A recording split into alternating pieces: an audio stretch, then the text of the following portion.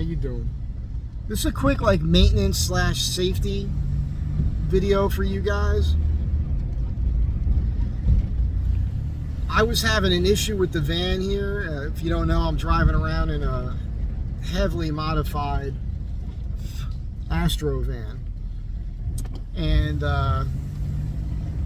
yeah, 4-wheel drive, lifted and all that. But what I want to talk to you about isn't really affected by the stuff I've done, okay? And what I'm about to mention to you isn't necessarily something you have to be too concerned with if you're driving a new vehicle. But if you have an older vehicle and you maintain it, whether you're paying somebody else to do it or you're doing it yourself, this is something you need to be aware of. Let's say you do a brake job, right? I do most of the time I do my own brakes, and sometimes you've got to top the fluid off, right? Because just depending on what you're doing, if you replace the calipers and whatnot, you may lose a little fluid. And if you're gonna go ahead and bleed your brakes, all bleeding the brakes does is get the air out of the line, so you don't have that wooden pedal feel, right? But that's not the same thing as replacing your brake fluid. So your brake fluid over time, it kind of loses its ability to do what it needs to do precisely. And I'll give you an example of this where it went bad for me in another vehicle. I had this old Dodge, the 67 Dodge pickup. It came with 4-wheel drum brakes. There was an option with a 426 wedge and power brakes and all that. And that version that came with power brakes had drums that were finned, so those fins would dissipate the heat. And mine didn't obviously come like that, but I went ahead, I went to the junkyard and I pulled a power booster off of a later model Dodge truck, and I put that on my truck, and I put a master cylinder from a Corvette on there, and I had this issue which I was unaware of, where when I was hitting the brakes, it was basically boiling the brake fluid, and that made the brake fluid lose its ability to evenly apply pressure to the brakes, to the pads, the drums there. So what happened was I was braking inconsistently where the truck would pull from one side to the other. I was unaware of it until I had a bad incident where a pedestrian walked down in front of me, and I had hit my brakes real hard suddenly, and the truck just pulled to one side. And that's when I figured it out. So I went ahead and I did a custom disc brake conversion to that truck. I did it myself with a kit that some guy had made backing plates for, and I had to buy all these parts from different vehicles, and but it worked.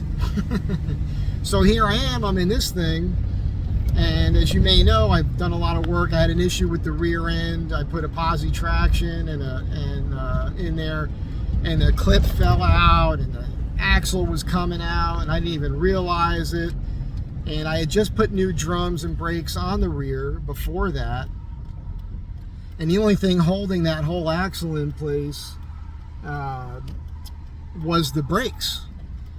So anyhow, here I am, I get that fixed, and I'm having two issues, right? I'm having one issue where I'm getting this squeal when I go down the driveway, and I'm assuming that has something to do with the issue I had with the axle coming out. Maybe I wore the pad unevenly or something to where that little sensor, that little piece of metal bent over, is hitting the rotor. Thought maybe that could be it, and so wasn't sure. So I decided to bring it over to my guys over at SMG Auto. Right? I trust these guys. And so run over there yesterday, and I said, hey man, can you do me a solid? So with the squealing, one of you guys made a comment in one of my videos where you said, hey, you should check your brake level in the reservoir, because if there's not enough in there, that could affect it and cause that issue. And when I popped the cover on the brake reservoir, the fluid in the reservoir was pretty dirty. And months ago, when I did my front brakes, I had used a turkey baster to suck all the fluid out, and I used a rag and I wiped out the inside of that reservoir. So when I saw how dirty it was this time, I was kind of shocked by that. So I brought it to the fellows and I said, hey man, can you do me a solid and like do a pressure thing, like basically replace all of the fluid completely in the whole system and wipe that out for me. I haven't pulled the cover to see if they wiped it out, but I assume they did.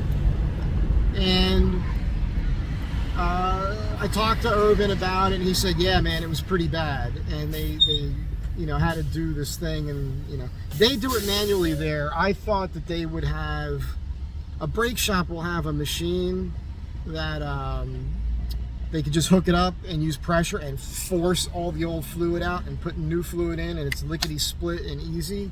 They didn't have that. They got to start at the rear, you know, passenger side and do the procedure like you would do yourself.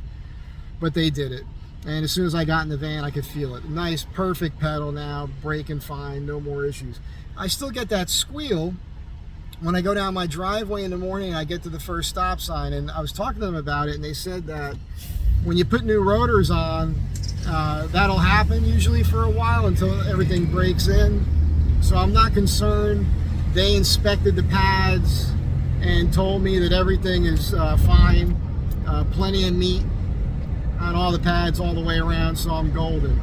So I'm doing the video just to tell you, if you're driving and you're applying your brakes and you notice different things, whether your vehicle is pulling from one side to the other, or what I was feeling more of was an inconsistent, for lack of a better term, feeling. Right? There were times when I'd hit my brakes and it felt good and everything was right, and there was other times where I would hit my pedal and I felt like I had to push a little bit further down on the pedal to accomplish the same stopping, if that makes sense to you. I wasn't having a wooden pedal, but I was just having this inconsistent depth of feel with my foot where I knew something wasn't right. And that's what it was. It was just the fluid had been so old and dirty, it needed to be replaced. So my recommendation to you is, if you have an older vehicle, you're doing a lot of your own work, whatever, you know, pick a number. Every 5,000 miles, every 10,000 miles, you know, whatever makes sense for you. Do a full brake bleed. It's one of those jobs that you can do, especially if you have a friend to help you. If you got a kid or something that can pump the pedal and hold it. It's just tedious, and it's not a whole lot of money. You can bring it to a shop and have them do it. It's a lot easier. Yeah, it makes your life a lot easier. You don't have to worry about the disposing of it. I think brake fluid is just mineral oil, really. If I'm wrong, I'm wrong. Don't quote me on that. As you know, I'm not hung up on being right about everything. But it's a safety thing, because if you have to apply those brakes hard and your fluid is not, you know, in good shape, you can run into an issue like I did. I had this issue, I don't know if I said it a minute ago. I actually sideswiped somebody when that pedestrian walked in front of me, and that wasn't good, and everything worked out fine. Nobody got hurt. But it could have been worse. I could have killed somebody. I could have really did a lot of damage to the other car. That 67 Dodge, man, that was solid steel. It was literally like driving a tank down the road, so I wasn't worried about me. That's it. Have a good day. Be good to one another. Hope this helps. Bye.